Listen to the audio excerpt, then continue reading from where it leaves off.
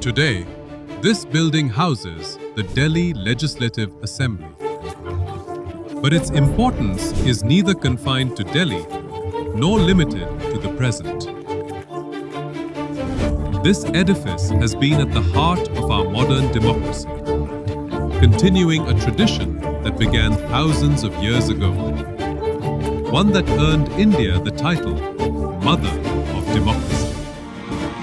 On the chilly morning of December 12, 1911, at the Third Delhi Darbar, the voice of King Emperor George V thundered, "From now on, the capital of India will no longer be Calcutta, it will be Delhi." Kings and princes, proud British officers, and astonished Delhiites, all were witnesses. The very streets that had shaken the empire's foundations in 1857 once again became the heart of power. The new capital needed a new seat of governance. British architect E. Montague Thomas designed a beautiful white legislative palace on the soil of Chandraval village in 1912. Under the supervision of Seth Fateh Chand, hundreds of workers raised the Imperial Legislative Council within months. Today's old secretariat, where the empire's decrees and India's dreams of self-rule first faced each other. The Morley-Minto reforms of 1909 had ensured Indian participation in governance, increasing the number of elected Indian members.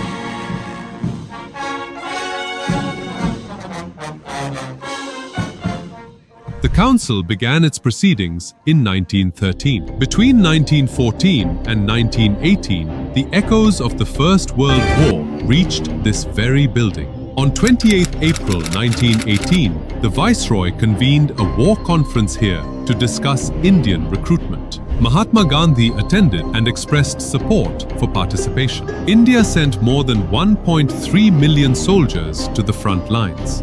74,000 never returned. Yet the nation asked the British, "After such sacrifice, when will we get self-rule?"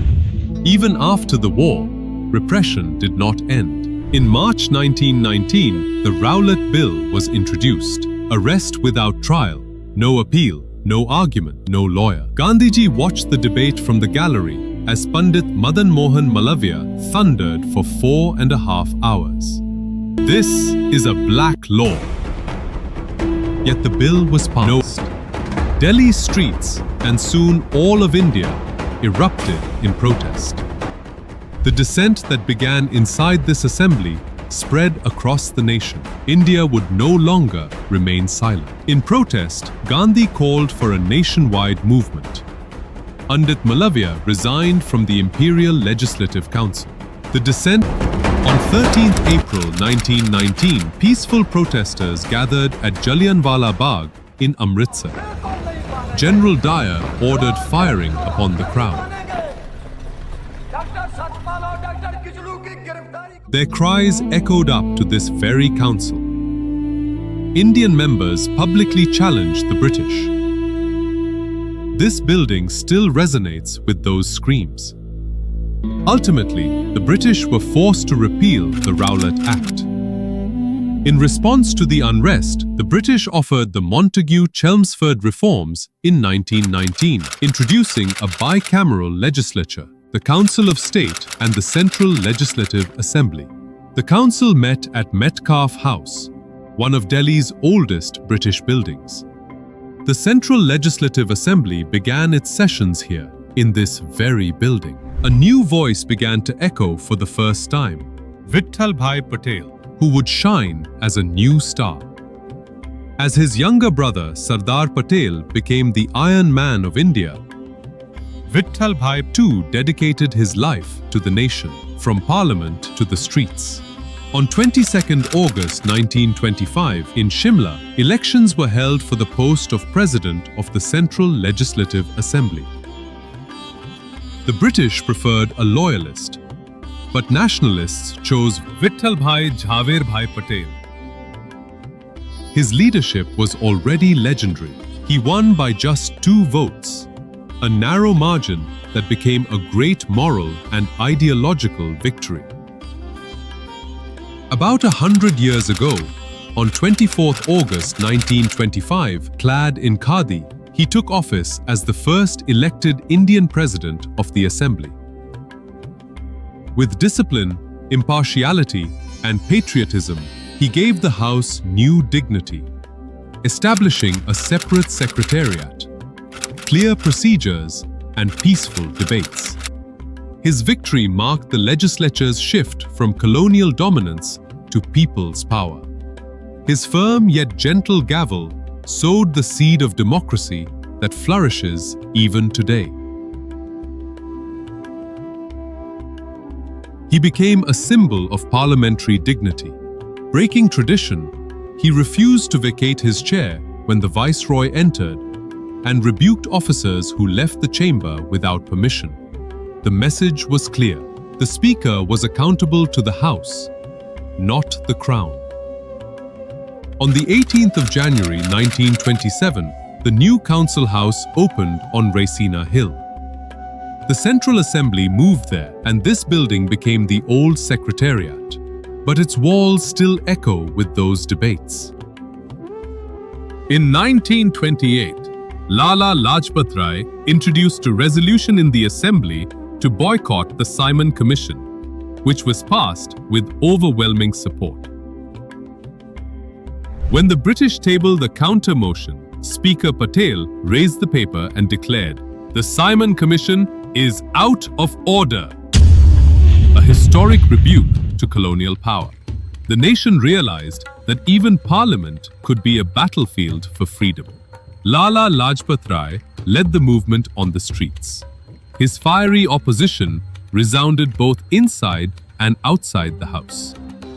The 8th of April, 1929, from the Visitors' Gallery, 2 small bombs. Inqilab Zindabad! After the bombing of the Central Assembly, Bhagat Singh and Batukeshwar Dutt surrendered voluntarily.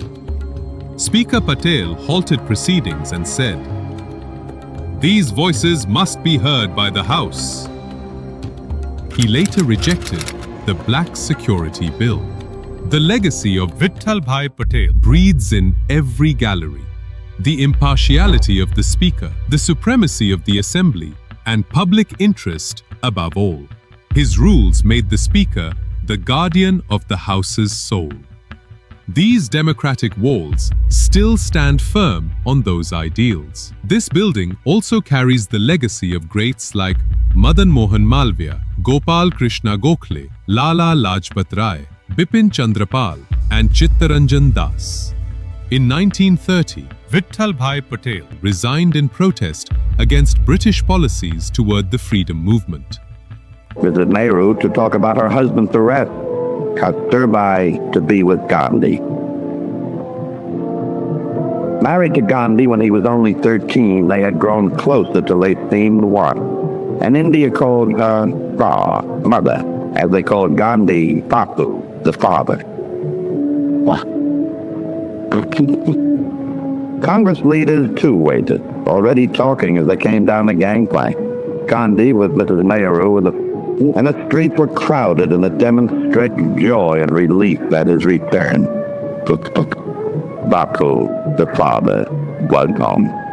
Wherever he went, there were rejoicing crowds. Everywhere he was garlanded, the traditional garland to show honor and respect, the symbol of love and reverence. Crowds stood waiting to see him. They felt the actuality of his love for them and returned it. They had poured out to him their hungers and needs and fears, and he had become their voice. They watched from the tops of the building. The women were holding up their children to see him. To see a wise man in action gives wisdom a blessing, it is said in India. Crowds surging forward so that his talk had hardly moved. The cry went up, "Gandhi Ji Ki Jai, victory to Gandhi."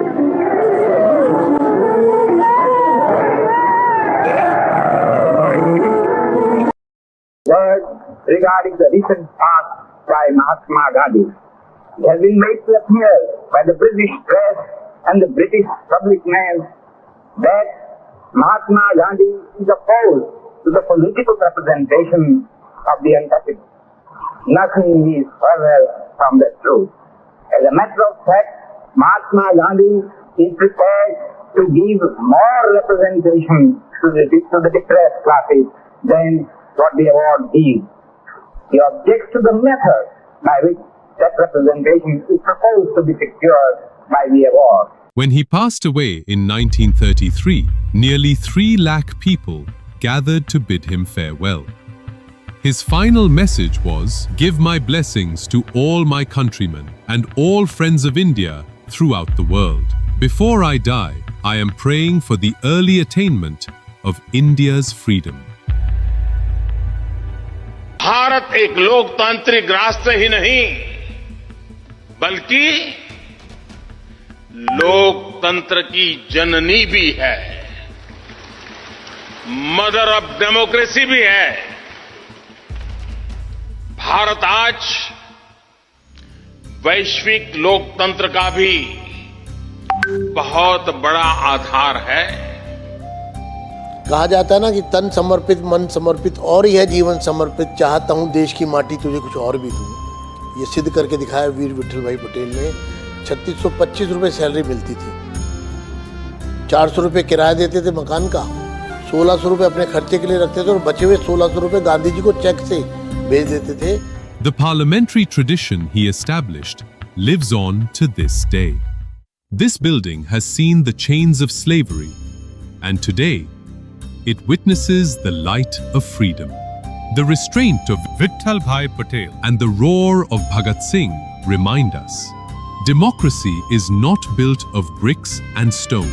It is built by the people.